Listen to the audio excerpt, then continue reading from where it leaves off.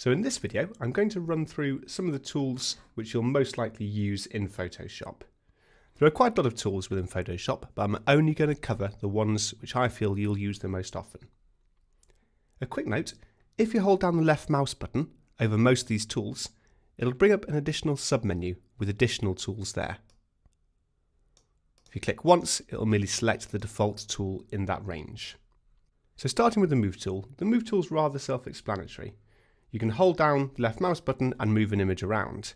Now, before I go much further, one thing that's worth pointing out at this stage is this image is currently locked. If you look over in the Layers panel, this image is locked, so I can't move it around yet. It gives me a warning. Let me cancel that. But if I unlock the image, I can now move it around. So as you can see, I've moved my image around in my canvas. If I just zoom out with Command minus, you'll see how my image is off the canvas. So let me just move it back up into position. There we go. Next, we have the Marquee tool. If I hold down the left mouse button, we have the rectangular marquee tool, the elliptical marquee tool, and different row or column marquee tools. Now these allow you to select an area based on either a rectangle or an ellipse. So this will select an area which I can edit, which I'll show you more about later. There are various lasso tools, which also give you different ways of selecting an area. I'm going to cover making selections in more detail shortly, but basically each one allows you to select a different shape depending on which lasso tool you use. The Quick Selection tool and Magic Wand tools are very fast, easy ways to automatically select an area. These will select a block of colour or transparency based on where you click. So for example, I can select that area, or with the Magic Wand tool, I click once and it's selected an area based on the colour I've clicked within. I'm going to quickly deselect that. There we go. Next, we have the Crop tool. So the Crop tool allows you to crop an image. In the Options bar control panel, you can set the proportions for your crop. So for example, if your image needs to be in 16:9 ratio for TV or video, you can set this crop dimension up here. So if I now crop my image, you'll see it's constraining the proportions to a ratio of 16:9. If your document has to be a particular size, you can also change the size to a particular requirement. So for example, if you have to produce a document that's 1024 pixels by 768 pixels, and clicking that, you'll see how my selection area has changed to suit those specifications. You can also change the guides. So at present, I've got the rule of thirds on display here, but I can also change this to, for example, triangle if that suits my composition better, or the golden spiral. So depending on what kind of composition I've used in my photograph, I can choose a guideline to basically crop my image based on that composition. I'm going to press escape just to deselect that, or if you are cropping an image and you want to confirm your selection, just press return. Next we have the eyedropper tool. The eyedropper tool lets you quickly select a colour from an image.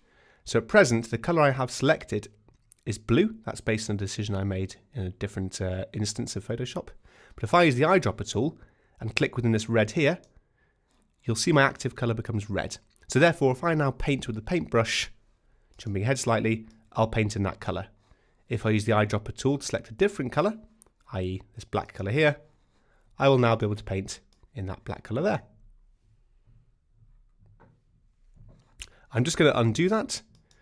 A quick note with Photoshop as well, regarding undoing, you can only undo one layer at a time.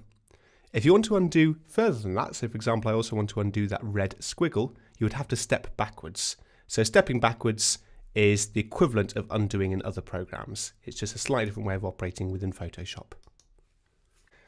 The Spot Heal tool is a very fast way of removing blemishes or unwanted areas from your image. Photoshop will automatically fill the area based on its surroundings. So for example, if I don't want this lock here, I can increase the brush size, again, over here in the Options bar control panel. Now if I click on this lock and select this area, you'll see that Photoshop will automatically fill it in with content it thinks is appropriate. There we go. So there's a little bit of blemish still over there. Let me just remove that section too. Let's make the brush size smaller. Now a handy shortcut key for changing the brush size is the square brackets on your keyboard. So open square brackets will shrink the brush size. Let me zoom into that selection.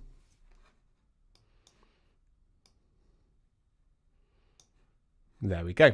So I can spend a bit more time on that and hide that correctly, but you see it's got rid of the lock quite well. Looks like a kind of a bulge in the paintwork instead. So I'm going to step backward a few times, or I can use the shortcut key of Alt-Command-Z on a Mac. There we go. Next we have the brush tool, which I touched on briefly. So the brush tool, as I mentioned before, lets you paint onto your image. There are lots of options for the brush size, the hardness, the brush style. So these can get fairly advanced. So if you do want to paint onto your image, which is more used for sort of creating original graphics or creating artwork, then you can explore these in more detail in your own time. Next we have the clone stamp tool, which behaves in a very similar way to the spot heal tool, except you must choose an object to clone first. So for example, if I were to clone this lock and make another lock somewhere else, I would hold down the Alt key, so my clone tool becomes a target. I click once on the lock, and that's now made a clone of that particular area. Now if I paint anywhere on my image, so for example over here, it'll start painting based on what I selected earlier. And if you look at the lock on the left hand side, you can see this little target, this little plus, which is showing me where it's picking the information from. So if I kind of take this brush up, you'll see it should start getting the letter Y and draw that over here as well. So it's basically copying and pasting from the other part of the image based on where I alt clicked before. Next we have the history brush tool. The history brush tool is similar to the brush tool, but it paints using information from the original state of your image, allowing you to effectively paint on earlier versions of your image.